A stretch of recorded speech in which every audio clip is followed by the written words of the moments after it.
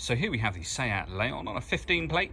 I'm going to start off by showing you around the outside of the car, and then we'll hop in and run through some controls on the inside. From the outside though, you can see it's a 5-door car with alloy wheels and tinted windows.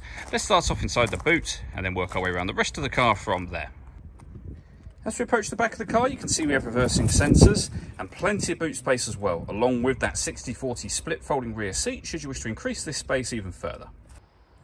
Okay, so we're just going to work our way back round to the front of the car, and then we'll hop in and run through some controls on the inside. But now that we've done a full circle of it, you can see it's in excellent condition the whole way round. Just briefly before we climb in, I think it's well worth seeing the interior from this exterior point of view. There's plenty to run through on the dashboard, so let's hop in and we'll do that right now.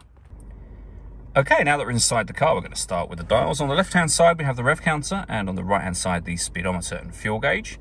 In the middle, you can see the total miles of the car, first of all. They are 53,903. The information displayed above that can be changed using buttons on the steering wheel. We're on the kind of driving data menu at the moment, so for example, you can have a digital readout for the speedometer, but there are other menus available to you as well, and you'll see as I circulate through those now, back around to the beginning again. And the buttons that I was using to do that are just here on the right hand side of the steering wheel. We have voice activation for your phone over there, further phone controls along with the stereo controls on the left hand side. Then over in the center we have got the main touchscreen for the car. You do have buttons down the left and right hand sides that will access certain menus, but once you're into those, the screen is also touchscreen. So when it comes to radio, for example, you can see we have DAB, FM and AM. If you want to listen to your own music, you do that under the media menu. And again, a number of ways to listen to your own music, including Bluetooth audio. So once you pair up your phone, not only can you make and receive phone calls, you'll also be able to stream your music wirelessly as well. And pairing your phone is done by hitting the phone button just there, and then follow the instructions on screen from there. If you press the nav button, it'll open up the satellite navigation menu. Nice clear display, as you can see. Very, very easy system to use. Working our way down from that, we have dual zone climate control, so you can adjust the passenger and driver temperature.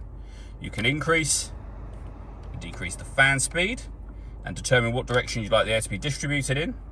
Once you're happy with those settings, that button will turn your air conditioning off in this case, or back on again. Or you can hit auto. When you do that, the car will take control of the fan speed and the direction of the air, as you can hear it doing. It does that to maintain the temperatures that you've asked for, and you can override that by making any manual adjustment. You'll be back in your own settings again after that. Underneath that section we have some storage and then a 6-speed manual gearbox. All that leaves me to say is thank you for taking the time to watch this video. If you'd like to come and see this car in person and have a test drive, please feel free to give us a call here at Surrey Specialist Cars. We'd love to hear from you soon.